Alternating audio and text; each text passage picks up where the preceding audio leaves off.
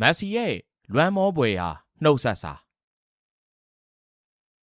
မက်ဆီကမကြသေးခင်ကကွယ်လွန်သွားခဲ့တဲ့သူ့အဖေစီကိုလွမ်းမောတန်းတစွာနဲ့ရေးသားထားခဲ့တဲ့နှုတ်ဆက်စာဟာတကယ့်ကိုကြေကွဲစရာကောင်းလာပါလိမ့်အဲ့ဒီလွမ်းစာကို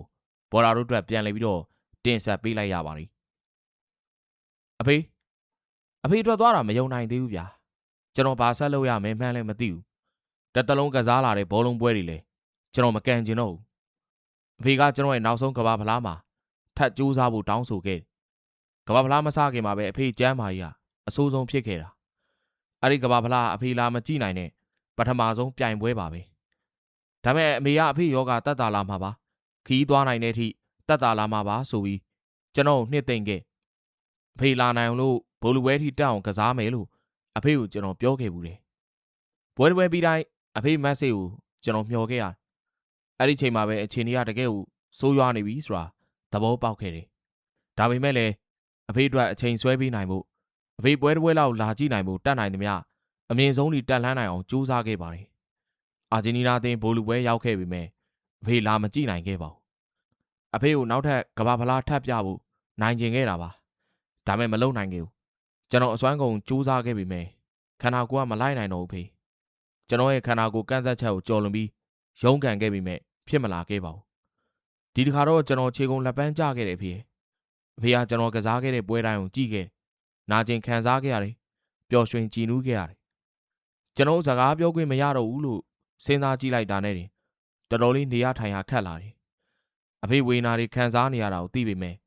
အဖေထွက်သွားတာတအားကိုစောလွန်းပါတယ်အိမ်ပြောင်းတော့ကျွန်တော်တို့အသင်းပန်နယ်တီမှာရှုံးခဲ့တယ်လို့အဖေထင်တယ်အဲ့ဒီကဘာဖလားမှာဖြစ်ပျက်ခဲ့တာတွေနဲ့ပတ်သက်ပြီးဘာမှတော့တိတ်မပြောပြခဲ့ဘူးအဖေကဘာမှမသိတော့ဘူးလေအဖေကစကတည်းကကျွန်တော်ရဲ့ဘေးနားမှာရှိခဲ့အဖေကကျွန်တော်တို့အဖေတယောက်မိတ်ဆွေတယောက်လမ်းပြသူတယောက်လိုအပ်ချိန်တိုင်းအနားမှာရှိပေးခဲ့သူပါ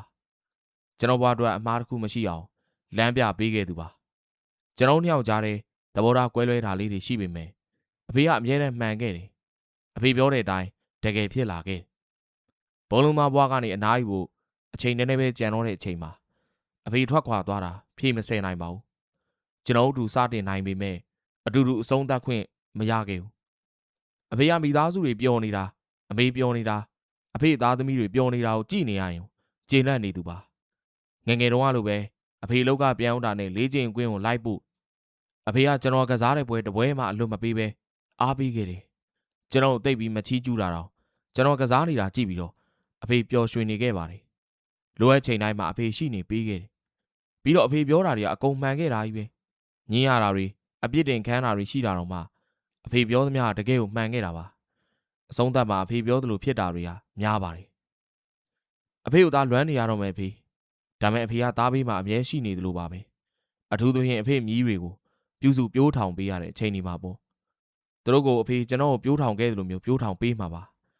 ငင်းချမ်းစွာအနားယူပါဖေဒီမှာစောင့်ရှောက်ပေးခဲ့သလိုကောင်းကင်ကနေသားတို့ဆက်ပြီးစောင့်ရှောက်ပေးပါဦးနော်အရာအလုံးအတွက်ကျေးဇူးတင်ပါတယ်ဖေရဲ့အဖေကိုသားချစ်တယ်ဒါကမက်ဆီရဲ့အလွမ်းစာပါ